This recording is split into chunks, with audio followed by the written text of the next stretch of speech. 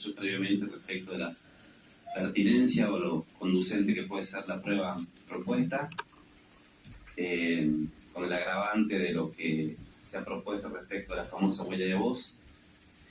Pero sí, sin entrar en ningún contrapunto interno, creo que si bien no va a servir para esclarecer ni para echar luz sobre absolutamente nada la presencia de funcionarios de las provincias, fiscales de Estado, sí va a demostrar que son algunos gobernadores que han impulsado este proceso de juicio político unos verdaderos mentirosos e hipócritas. Porque si hay algo que está claro es que en septiembre del año 2020, cuando se crea este fondo para el fortalecimiento fiscal para la provincia de Buenos Aires, por los despelotes que tenía Kicillof en el conurbano por revueltas de la policía, ningún gobernador dijo absolutamente nada. Ningún gobernador impugnó nada, siendo que el artículo 4 del decreto que crea el fondo que acabo de mencionar simplemente deja con claridad que hay una transferencia de recursos que le pertenecían a la Ciudad Autónoma de Buenos Aires a la provincia de Buenos Aires. No a la provincia ni de La Rioja, ni de Catamarca, ni de Salta, ni de Santiago del Estero. Así que en ese sentido va a servir para echar luz, porque la verdad que vengan los fiscales de Estado acá a explicar que han hecho una presentación en la Corte para chuparle la media al presidente de la Nación después del tuit que ha publicado a principios de este año, y no para defender recursos de las provincias en septiembre de 2020, yo creo que va a ser por lo menos un episodio interesante. No va a servir, reitero, para esclarecer absolutamente nada, ni conducente para obtener ningún tipo de verdad, pero sí para al menos dejar en claro el nivel de hipocresía con el que ha actuado el oficialismo, fundamentalmente de las provincias, que muchas veces se mofan y se disfrazan de grandes defensores del federalismo. Gracias, presidenta. Sí, tengo para hablar a diputado Casareto y Morón. Sí, gracias, presidenta.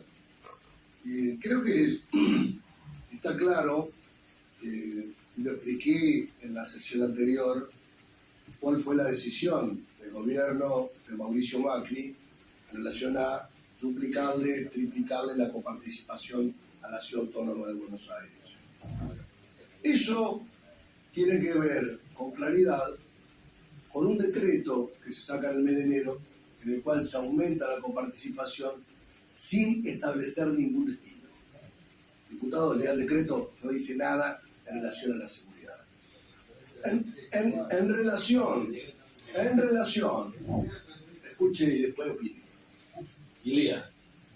A partir de ahí hubo una reunión en la que está acá el ministro del Interior de la Nación, Rogelio Frigerio, junto con gobernadores, en el mes de enero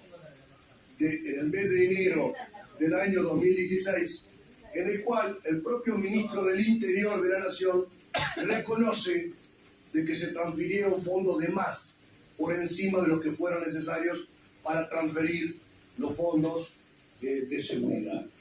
Posteriormente, diputados, en el mes de febrero sacan otro decreto a partir del cual dice que van a ir en parte para la seguridad. Pero el decreto original no decía absolutamente nada. Y entonces, Juan, si quieren le pongo el audio acá, pues dice el ministro Frigerio, dice, esto fue una promesa de campaña que hizo Mauricio Macri. No, bueno, pero léanlo, digamos, escúchenlo. Una promesa de campaña, no tenía nada que ver con la seguridad. Él llegaba presidente y le daba más plata a la capital. Entonces, si los gobernadores no tenían nada que ver porque no tocaban fondos de las provincias, explíquenme por qué hace una conferencia de prensa el ministro del Interior con dos gobernadores al lado, veo el de Salta y veo el de San Juan. O sea que claramente el gobierno nacional reconoce que los fondos de coparticipación que son de las provincias van por el sistema y los fondos de la nación se invierten en las provincias. Vamos a un extremo de que la nación repartiera porcentaje como hizo Macri por decreto a toda la provincia con distinto destino. O sea que el rol del Estado Nacional sería cero. La inversión de todo el Estado Nacional, de toda la provincia, sería cero.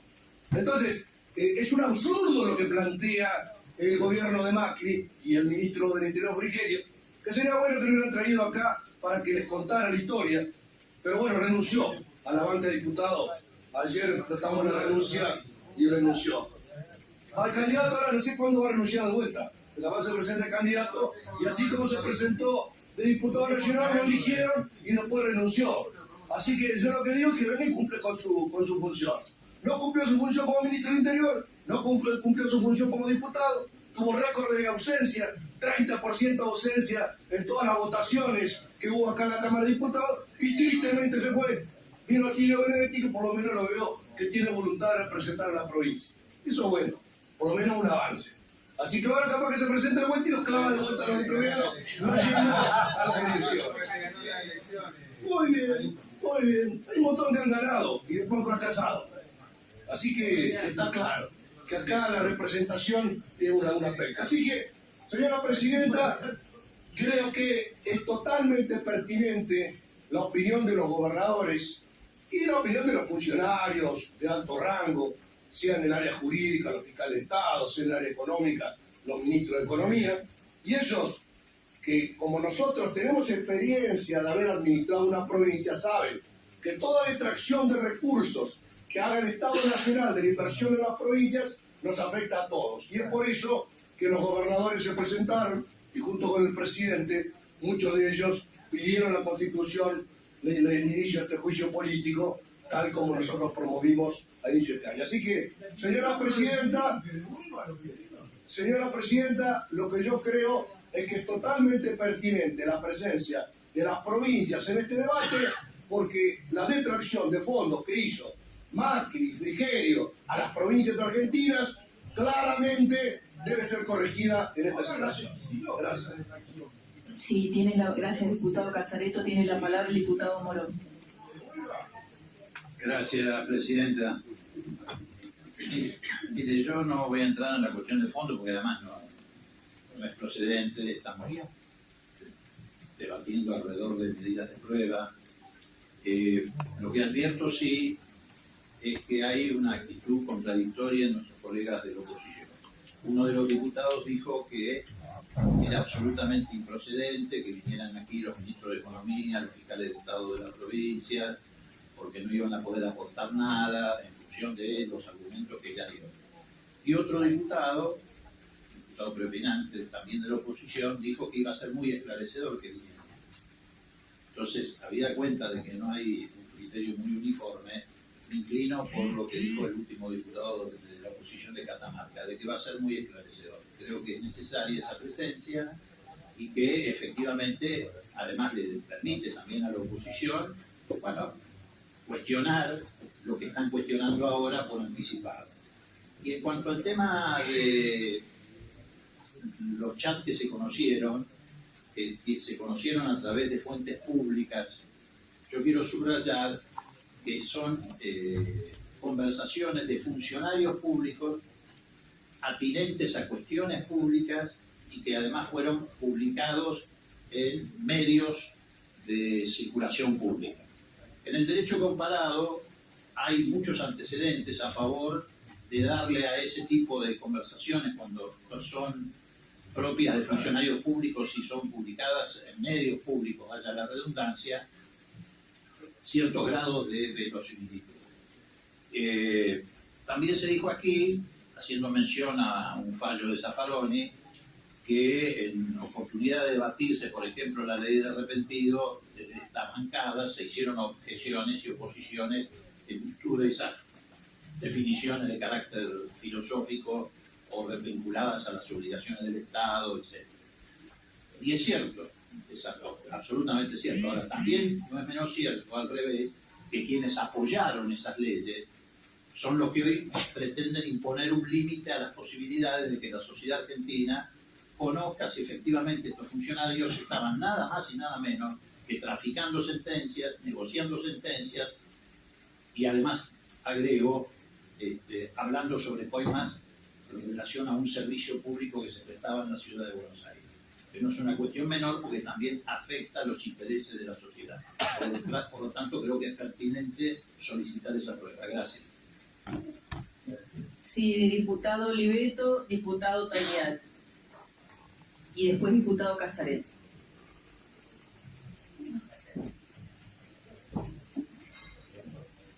Gracias, Presidenta. Para dejar claro que nosotros estamos haciendo el juicio político a los 4 miembros de la Corte en virtud de sus acciones.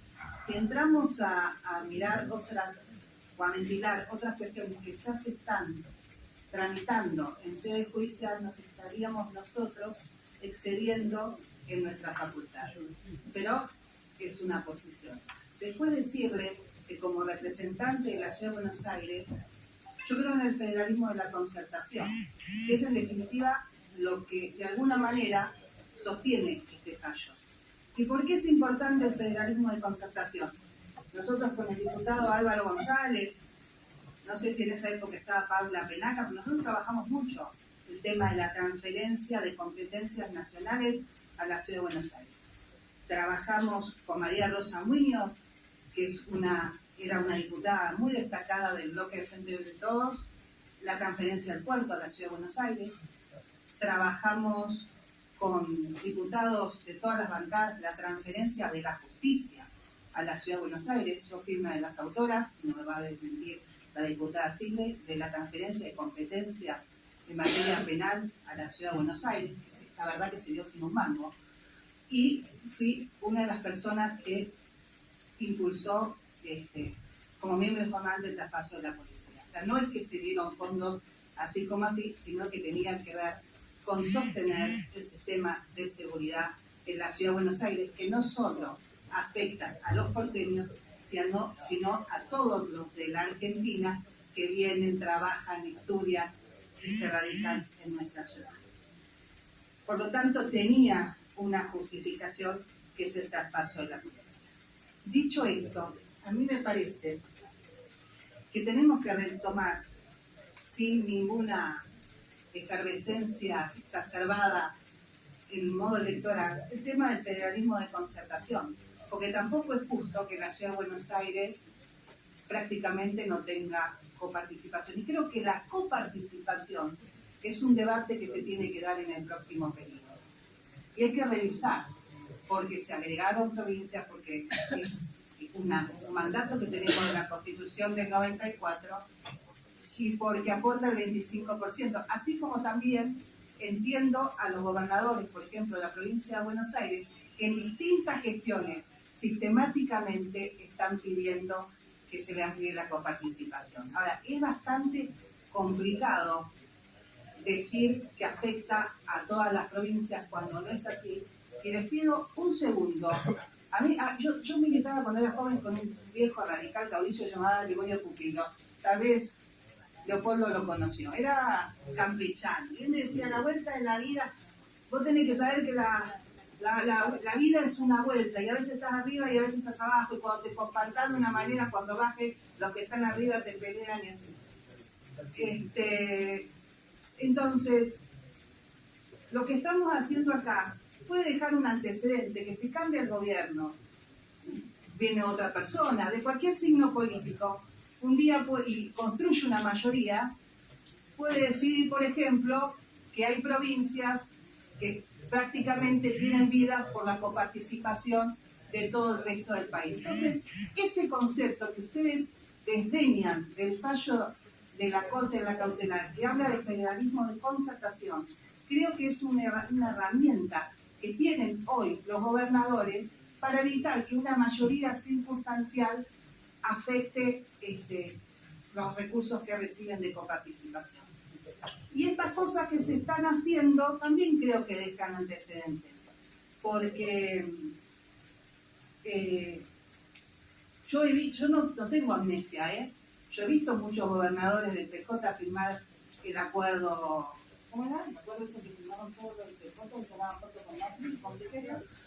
El acuerdo, el consenso fiscal. Después, todos no, pero muchos, y a muchos los vi. Y a muchos los vi defendiendo los acardos. Y a muchos los vi haciendo trabajo que tienen que hacer como representantes de sus provincias, tratando de buscar recursos. Ahora, lo que se le sacó a la provincia de Buenos Aires con escándalo, se lo dieron a Kicillof calladito. Calladito. Entonces, yo siempre digo que la indignación selectiva no es creíble. Estamos dejando un antecedente que podría, en algún caso, a un nuevo gobierno obligar a revisar el sistema de equidad. Y les puedo asegurar que algunas provincias que hoy están siendo parte de esta maniobra se verían bastante afectadas porque entre lo que producen y lo que reciben sí que hay mucho desequilibrio.